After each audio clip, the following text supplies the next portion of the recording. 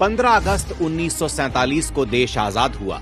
देश की इच्छा के खिलाफ नेहरू देश के प्रधानमंत्री बन बैठे और फिर नेहरू के मनमाने फैसलों का खामियाजा देश भुगतने लगा। तानाशाही पर लगाम लगाने के साथ लोकतंत्र की स्थापना के लिए बाबा साहेब की अध्यक्षता में संविधान लिखा गया। संविधान में लिखे गए न्याय और समानता के सिद्धांत कांग्रेस की तानाशाही में बाधा उत्पन्न करने लगे थे, क्योंकि कांग्रेस का संविधान, न्याय और समानता से दूर दूर तक कोई वास्ता नहीं था। आरक्षण से लेकर वंचितों के उत्थान तक संविधान के बताए हर रास्ते के उलट जाकर कांग्रेस ने सत्ता को बचाने के लिए मनमाफिक तरीकों से संविधान को तोड़ा मरोड़ा और जरूरत पड़ने पर संविधान की हत्या भी कर दी। आरक्षण विरोध का कांग्रेसी फरमान हो या धारा 370 का देश विरोधी ऐलान, आपातकाल का अत्याचार हो या सुप्रीम कोर्ट के फैसलों का अपमान, मां भारती की सेवा करने वाले नेताओं ने संविधान को बचाने के लिए कांग्रेस के खिलाफ दशकों तक लड़ाई लड़ी। नेहरू ने शेख अब्दुल्ला से याराना निभाने के लिए जब बाबा साहेब के खिलाफ जाकर धारा 370 के द्वारा जम्मू कश्मीर को भारत से अलग किया,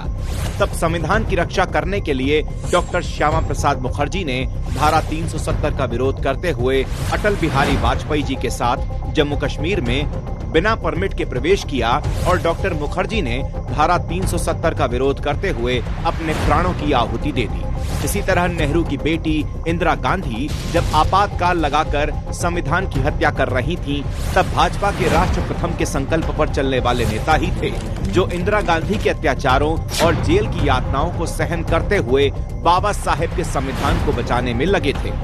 राजीव गांधी ने जब शाहबानो केस में तुष्टीकरण के लिए सुप्रीम कोर्ट का फैसला पलटकर संविधान का उल्लंघन किया, तब भाजपा ही थी जो समान अधिकारों के लिए कांग्रेस का डटकर मुकाबला कर रही थी। नेहरू से लेकर राजीव गांधी तक पूरी ताकत से आरक्षण का विरोध किया गया, लेकिन भाजपा ने न सिर्फ SC/ST आरक्षण को 10 साल के लिए बढ़ाया, बल्कि सबका साथ सबका विकास के मंत्र से करोड़ों दलितों का जीवन भी बदल दिया। कांग्रेस ने संविधान को सिर्फ एक मामूली दस्तावेज समझकर उसका इस्तेमाल वोट बैंक के लिए किया, लेकिन मोदी सरकार ने 26 नवंबर को संविधान दिवस घोषित करके बाबा साहेब के संविधान के गौरव को उचित मान दिया। सत्ता में रहते हुए या विपक्ष की भूमिका निभाते हुए भाजपा ने हमेशा संविधान को सर्वोच्च सम्मान दिया। भाजपा के लिए संविधान राजनीति का विषय नहीं, बल्कि करोड़ों देशवासियों के उत्थान और आस्था का विषय है, जिसके सम्मान के लिए